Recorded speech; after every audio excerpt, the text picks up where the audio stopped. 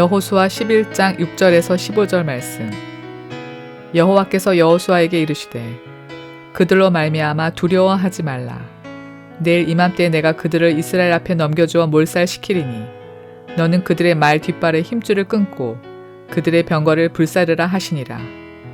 이에 여호수아가 모든 군사와 함께 메론 물가로 가서 갑자기 습격할 때에 여호와께서 그들을 이스라엘 손에 넘겨주셨기 때문에 그들을 격파하고 큰 시돈과 미스르봇 마임까지 추격하고 동쪽으로는 미스바 골짜기까지 추격하여 한 사람도 남기지 아니하고 쳐 죽이고 여호수아가 여호와께서 자기에게 명령하신 대로 행하여 그들의 말 뒷발에 힘줄을 끊고 그들의 병거를 불로 살랐더라.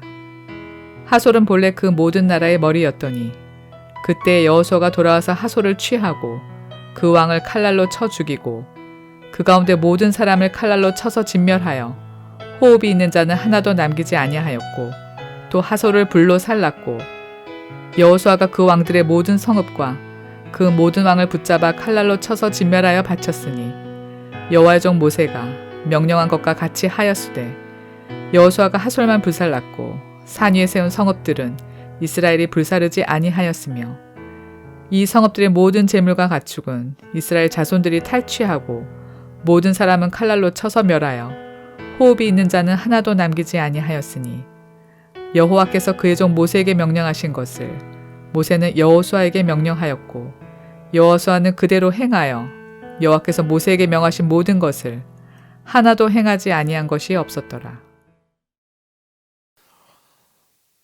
여러분 그 주변에 자신감으로 넘치는 사람들을 보면 느낌이 어떠세요? 부러운 마음이 들 수도 있고 또 나는 왜 저러지 못할까 그런 좀 열등감 이런 게 느껴질 수도 있을 것 같아요. 참 우리 주변에도 매사에 참 자신감으로 넘치는 사람 아마 그런 사람들이 사회생활 하기엔 더 유리한 사회가 아닌가. 그냥 주눅이 들고 풀이 죽어서 늘 고개 숙이고 다니는 이런 사람보다는 뭔가 이렇게 자신감이 있는 사람이 더 믿을만하고 다른 사람들에게도 확신을 가져다 주지 않겠습니까? 그런데 이 자신감이라는 것도 자칫 이제 도를 넘어가면 이게 이제 안하무인이 되기가 쉽고 자신감이 넘치는 나머지 기고만장해지기가 또 쉬운 게 인간인 것 같아요. 그게 인간의 늘 보면 한계인 것 같아요. 마치 자기가 이제 심하면 극단적으로는 하나님이나 된 것처럼 모든 것을 다 할 수 있는 전능자나 된 것처럼 근데 이 하나님처럼 되고자 하는 이 마음 하나님을 의지해야 되는데 하나님을 의지하려고 하는 마음이 중요한데 우리 인간에게는 근데 자기가 주인공이 되려고 하나님처럼 되려고 한 이게 사실 창세기부터 보면 인류 최초의 범죄 현장 아담의 죄도 이거였고 하와의 죄도 이거였고 마귀가 인간을 유혹할 때에 딱 하나를 짚어서 아주 치명적인 약점을 골라서 공격을 했지요. 너희가 먹어봐. 그러면 하나님처럼 될 거야. 그 이후로 우리는 잘못하면 조금만 방심하면 나도 모르게 하나님 노릇을 하려고 그런 것 같아요. 작은 무리 가운데서는 또 뭐 작게 큰 많은 사람들 큰 집단 여러 사람을 거느리는 이런 사람 같으면 또 좀 크게 근데 다 보면 하나님처럼 되고자 하는 이런 마음들이 사라지질 않는 것 같아요. 늘 거기에 대한 유혹이 우리에게 있는 것 같습니다. 작은 대로 크면 큰 대로. 근데 이게 하나님 믿고 의지하고 따라가는 데는 항상 보면 올무가 돼요. 이게 좋은 경우는 한 번도 없어요. 여러분 그 고린도 교회가 성경에 나오잖아요. 고린도 교회는 칭찬을 받는 교회가 아니었죠. 오히려 아주 바울에게 심한 책망을 받지 않습니까? 근데 은사는 많았어요. 각종 다양한 은사가 교회 안에 있었는데 이게 있다 보니까 자기들이 마치 그 은사가 자기 거나 되는 것처럼, 그 은사의 그 주인이 자기나 되는 것처럼 교만해지고, 그리고 서로 내가 잘났다 네가 뭐 못났다 이러면서 결국은 또 교만해지고 말이죠. 분열하고, 서로 간에 분열하고. 바울이 아주 뭐 심하게 대놓고 책망을 하지 않습니까? 너희가 교만이 극에 이르렀다. 너희가 왕노릇하는도다. 왕노릇하는도다. 우리 없이 너희가 왕노릇하는도다. 그러면서도 그 사람들의 영적인 수준은 뭐라고 말합니까? 너희가 아직도 육에 속한 자로다. 어린 아이와 같은 자들, 육에 속한 자다. 자, 그러니까 하나님의 입장에서 이런 모습을 보면 좀 고민이 되시지 않을까? 은사를 안 줄 수도 없고, 주자니 주면은 또 저렇게 오만방자해지고 하나님처럼 되려고 하고, 하나님을 의지하는 것보다는 교만을 떨고 이래요. 여러분, 우리가 한 주 동안도 밖에 나가서 영적인 전투를 벌이다가 왔어요. 그걸 의식하는 사람도 있고 의식을 못한 사람도 있지만, 하나님의 백성들은 모두가 다 영적 전투 현장을 넘어갈 수가 없습니다. 우리를 노리거든요. 우리의 적인 마귀가, 하나님의 적수인 원수 마귀가 항상 무엇을 타겟으로 삼는가 하면, 세상 사람은 세상 임금이잖아요. 자기 하라는 대로 해요. 마귀의 종노릇 한다고 명백하게 성경에 기록하고 있지 않습니까? 하나님을 모르는 사람들, 하나님의 영이 없는 사람들. 근데 이 마귀가 감히 넘나보지 못하고 늘 호시탐탐 무너뜨리려고 예를 쓰는 것은 하나님의 교회이고, 그리고 하나님의 백성들입니다. 하나님의 영이 그 안에 있는, 하나님의 영을, 그 영의 다스림을 받는 이런 사람들을 항상 노려요. 이 영적 전투입니다.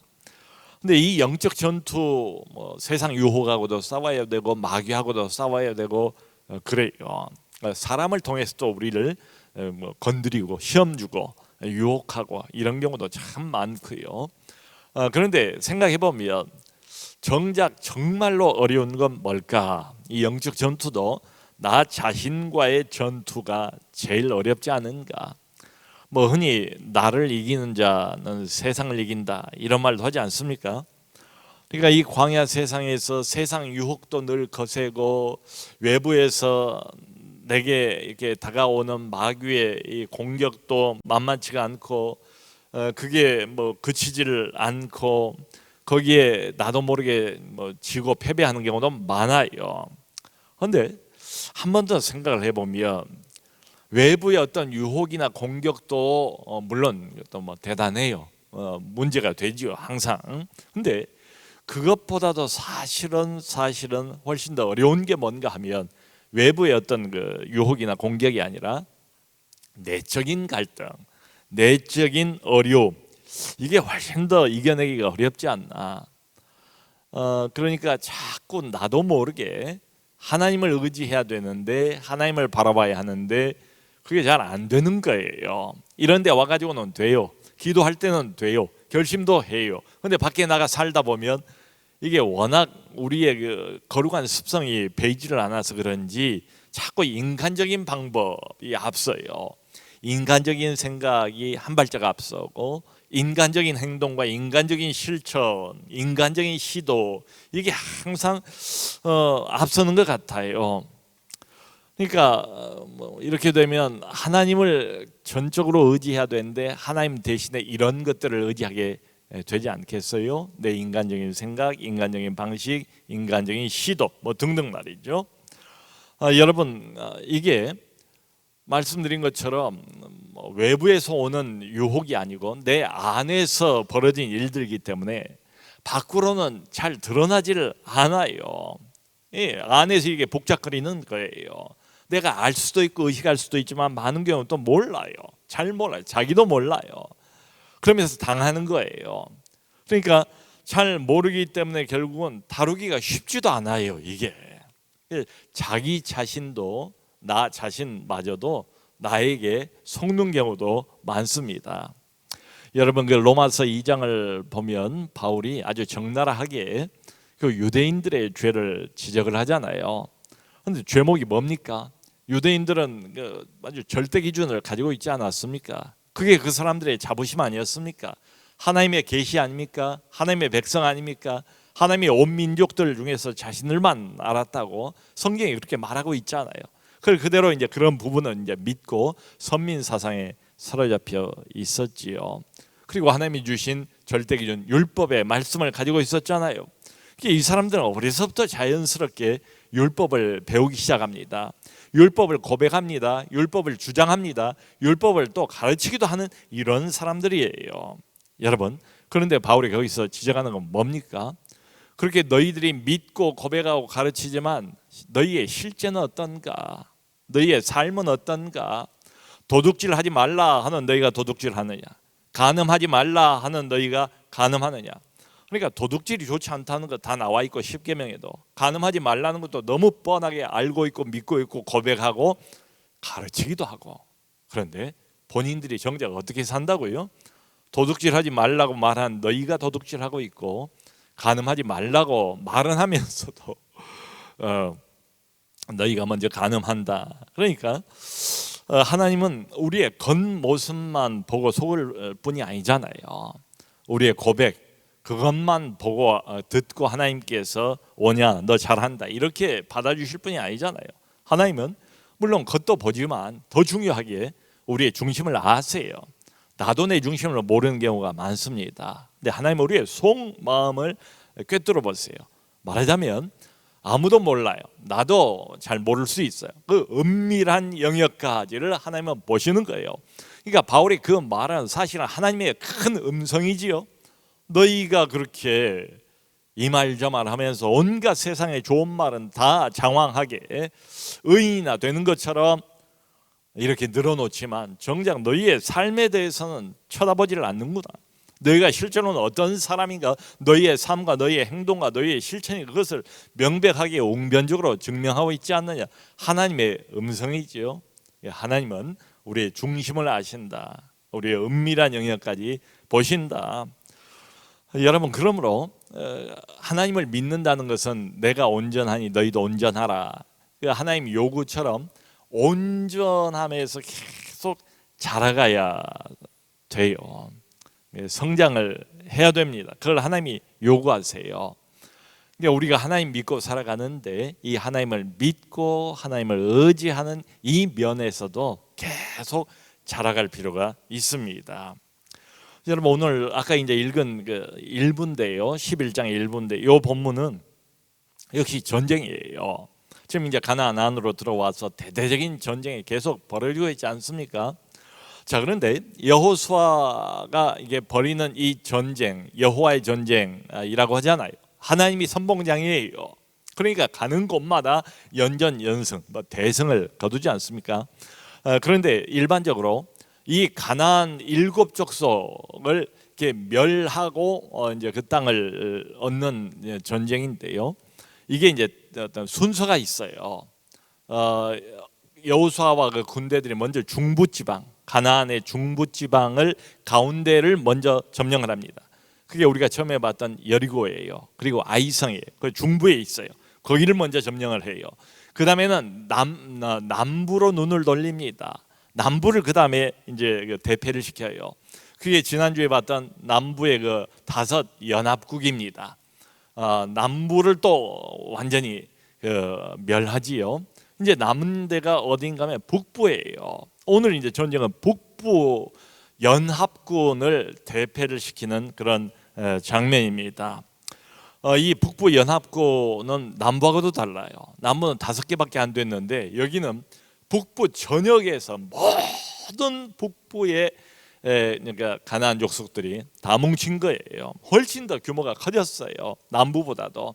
전 지역이 가담을 한 셈입니다. 이게 뭐라고 되어 있는가 하면 모든 북부의 군대가 다 모였고 수많은 모래 알갱이처럼 군사들이 그렇게 많았다는 거예요.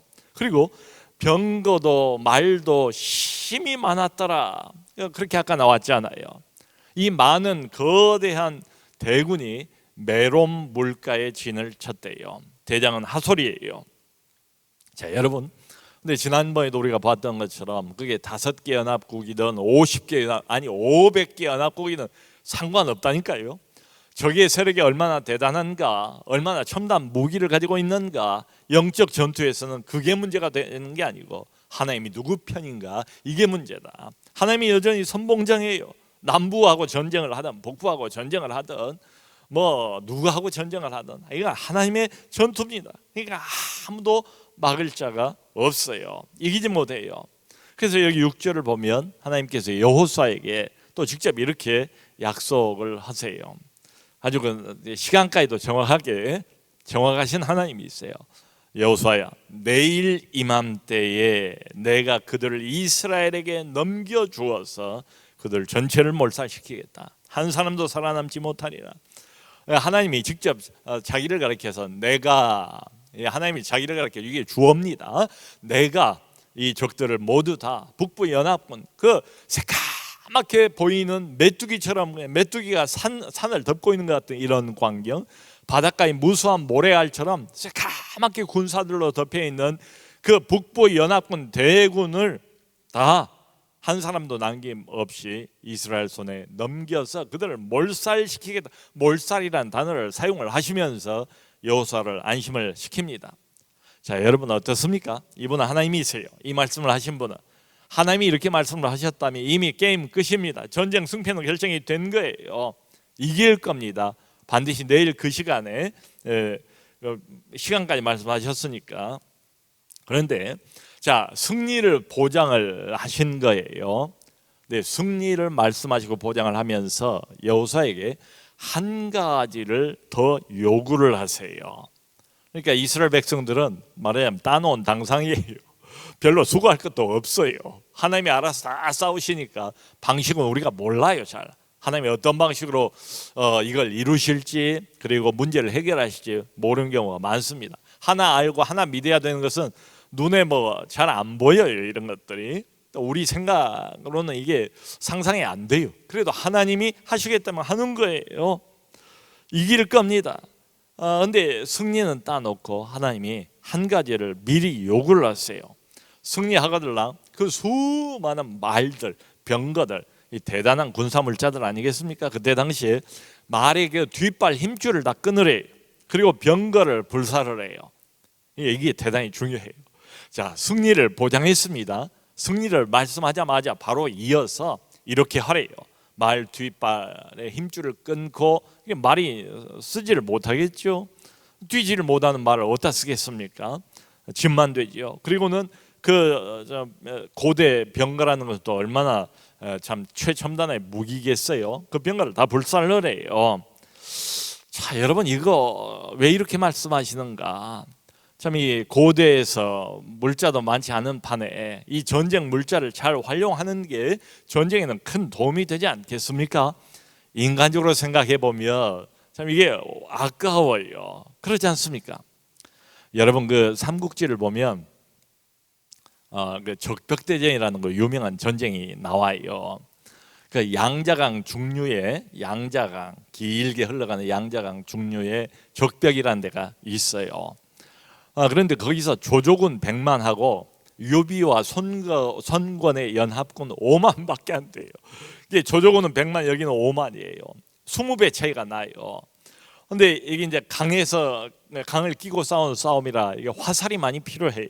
화살이 없어요. 군사 숫자도 턱없이 부족하지만, 근데 이 머리 좋은 제갈공명이 이제 꾀를 냅니다. 그래서 배 20척을 갖다가 그 배 20척 위에다가 장막을 다 치고 그리고는 볏짚 있죠. 볏짚. 이제 가을이 됐으니까 우리도 그 밖에 나가 보면 벼 다 베고 남는 볏짚 있지 않습니까? 그 볏짚을 꽁꽁 이제 그런 거 집단을 꽁꽁 묶어 가지고 1000개를 배에다 실었어요.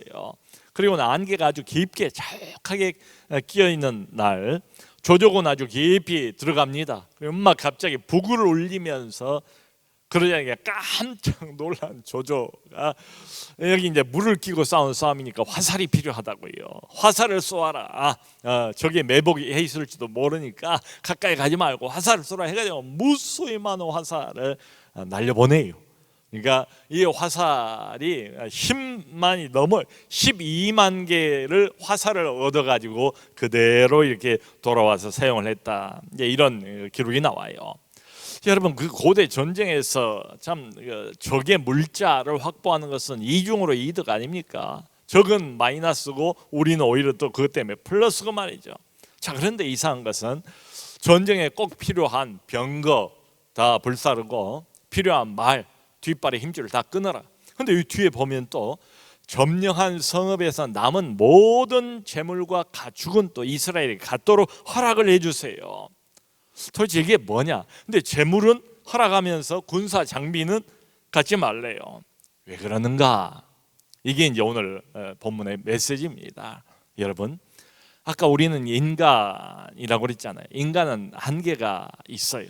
나도 모르게 조금만 방심하면 이렇게 인간적인 방법이 튀어나와요. 인간적인 생각이 앞선다고요. 내 신앙, 내 믿음보다 인간적인 생각이 한 발 항상 앞서는 것 같아요. 결과가 어떻게 되는가 하면 돈이 많으면 돈을 의지하게 돼요.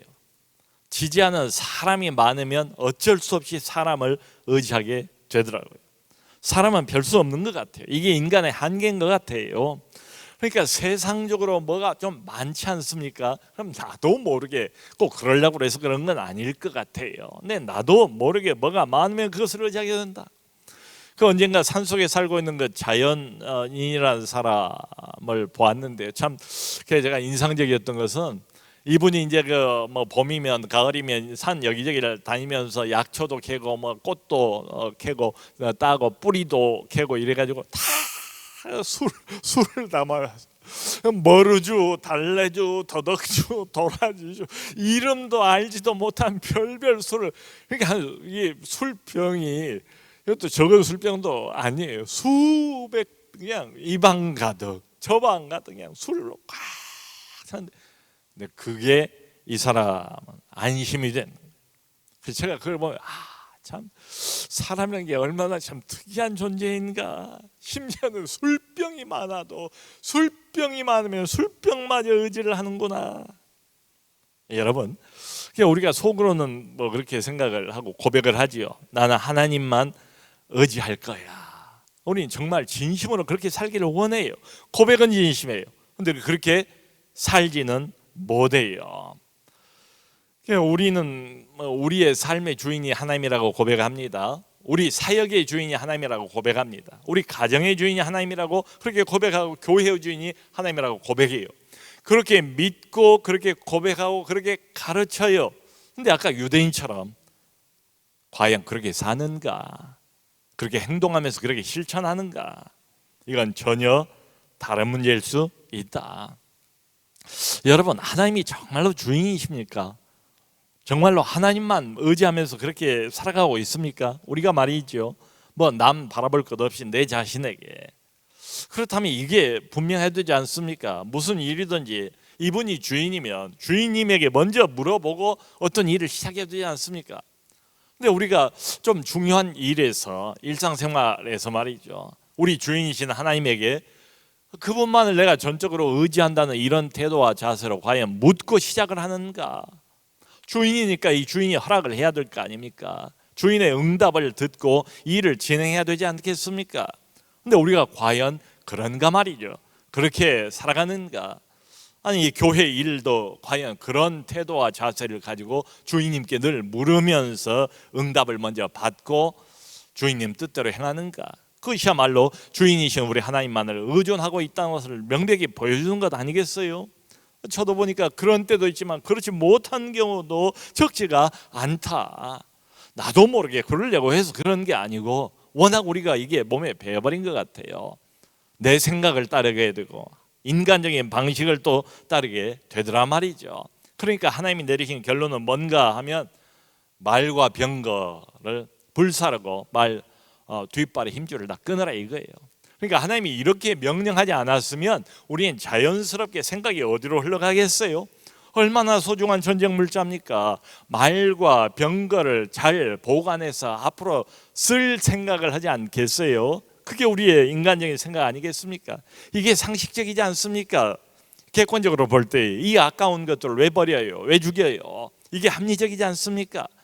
아니 말도 많으면 많을수록 병거도 많으면 많을수록 이 전쟁 앞으로 계속해야 되는데 다다익선 아니겠습니까? 근데 하나님은 아시죠. 그러다가 결국은 이 많고 많은 것을 의지하게 될 것이다. 하나님을 의지하는 대신에 말이죠. 그래서 결론은 뭐냐면 하나님께서 우리의 중심을 아시고 비록 여호수아와 이스라엘 백성들이 전쟁 한복판이라고 해도 하나님만 의지하도록 아예 원천적으로 그걸 차단을 해버린 거예요. 말 다 소용없게 만들고 병가 다 불살라버려라. 여러분 이런 생각할 수도 있어요. 참 이거 좋은 건데 이게 필요한 건데 세상적으로 근데 있던 것을 하나님께서 이런 관점에서 가져가실 수도 있겠다. 있던 것을 우리 하나님이 없애버리실 수도 있겠다. 왜냐? 이 관점에서 좀 생각을 해보면 어떨까? 이것만 자꾸 의지하니까 앞으로도 계속 내버려두면 나도 모르게 이것만 붙잡고 있을 거니까 하나님 바라보지 않으니까 하나님 의지하지 않으니까 말이야 안 그렇지요. 마음이야 안 그렇지요. 근데 실제로 주변에 너무 세상적인 것들이 많으면 별 수 없이 그것을 의지하게 된다 이 말이지요. 그러니까 인간적인 생각으로 보면 이게 참 필요하고 좋은 것 같은데 결국은 영적인 올무가 되어버리더라. 여러분 그 가나안 족속들을 다 없애지를 못하고 일부를 남겨놓잖아요. 이런저런 이유로 정당해 보이는 이유로 하나님은 다 없애라고 그랬는데 근데 남아있는 그 가나안 족속들이 결국은 올무가 되지 않습니까? 이스라엘 하나님의 백성들을 우상 섬기는 대로 이끌어가지 않습니까? 그 뒤로는 어때요? 지금 이제 우리가 사사기를 보고 있나요? 아직 안 보고 있군요. 근데 사사기 들어가 보면 계속해서 패배해요. 지금은 계속 연전연승인데 사사기는 연전이 연패예요. 승리의 비결은 숫자에 있지 않다. 첨단 무기에 있지 않다. 어떤 장비에 있지도 않다. 끊임없이 우리는 눈에 보이는 것들의 유혹을 받습니다. 근데 이 보이는 것들이 다 좋은 것들이고 필요한 것들이고 그래요. 말이고 병기고 병거이고 그래요. 다 필요한 것들이라고요. 얼마든지 정당한 명분이 있어요. 그렇기 때문에 이걸 포기하는 게 쉽지가 않아요.